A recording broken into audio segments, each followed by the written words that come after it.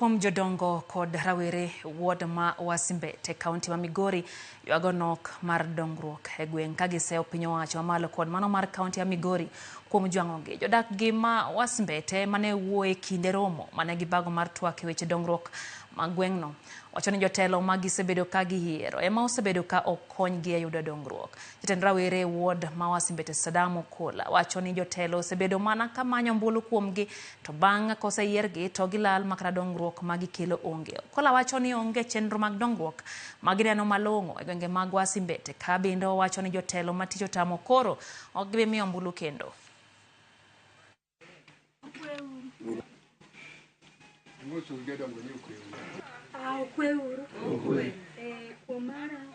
Kansila duto mosebedo ka duto te okwane dongruok. Kwa bende Wasimbeta ka indiko ji pok wawinjo nyathiwa moro mondik polis koni.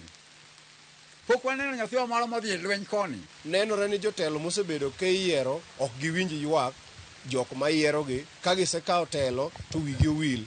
To kata mana gone gi koko kata jogi terne gi ywak to ginyal winjo ywak gi nikech gineno ni gin ofis. Kora medo kwayo gi ni ka giyie 2027 kopo ni jopiny wacho ni tiyo negi marach to wakwayo gi ni ka giyie to gi step down mondo miyo joma inyalo tiyo ne jopiny mondo yier manyien. Bende wanyalo kwayo jotelo ma wuok malo mondo girube ma wan go gimiye pesa mondo jogi bende loki.